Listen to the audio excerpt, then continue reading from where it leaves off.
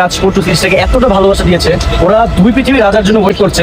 তা আমি আমাদের আর্থিক সচিব ভাইকে রিকোয়েস্ট করতে চাই, আমাদের ডিরেক্টরকে রিকোয়েস্ট করতে চাই, আপনারা যত দ্রুত সম্ভব অডিয়েন্সকে এপিসোডগুলো দেখেন, কারণ তারা এত পরিমাণে কমেন্ট করতেছে শুধুমাত্র এই সিরিজটা দেখার জন্য। কমেন্ট করতে বলো কে কে ওয়েট করতেছে দেখবো। যারা যারা ওয়েট করছো কমেন্ট করে জানাও, তাহলে কিন্তু যত দ্রুত সম্ভব দুই পৃথিবীর রাজার এপিসোডগুলো চলে আসবে। গাইস ফাইনালি আর একটা নিউ ভিডিও নিয়ে চলে আসলাম। দেন তারপর তোমাদের বলতে চাই, যারা যারা দুই পৃথিবীর রাজা সিরিজটাকে দেখার জন্য অপেক্ষা করছো তাদেরকে অনেক অনেক ধন্যবাদ। আর যারা যারা দুই পৃথিবীর সিরিজটা দেখার জন্য অপেক্ষা করছো অবশ্যই তারা কমেন্টে লিখে যাবে। গাইস আমরা প্রথমে দেখেছি অনন্যা ইসলাম এবং মিরাজ খান ডিরেক্টর সাহেবকে অনেক রিকোয়েস্ট করছে, অনুরোধ করছে যাতে দুই পৃথিবীর রাজা সিরিজটিকে আপলোড হয়, দ্রুত আপলোড হয় এবং দর্শকের কাছে জনপ্রিয় হয়ে উঠুক, এটাই চাই ওরা। আর গাইস দুই পৃথিবীর রাজা সিরিজটি এখন শুটিং চলছে এবং বৃষ্টির কারণে শুটিং অফ ছিল, এর জন্য লেট হচ্ছে আমরা বুঝতে পারছি এবং আশা করছি দ্রুত চলে আসবে। এই শনিবার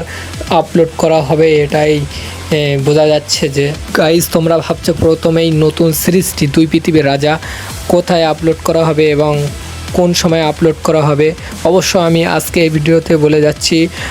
দুই পৃথিবীর রাজা ইউটিউবে আপলোড করা হবে এবং 11টা 30 থেকে 40-এর মধ্যে আপলোড করা হয়ে যাবে এবং শনিবার আপলোড করা হবে। তোমরা যেভাবে গরিব ঘরের রাজপুত্র সিরিজটিকে ভালোবাসা দিয়েছো, ঠিক সেইভাবে দুই পৃথিবীর রাজা সিরিজটিকে ভালোবাসা দেবে আশা করছি।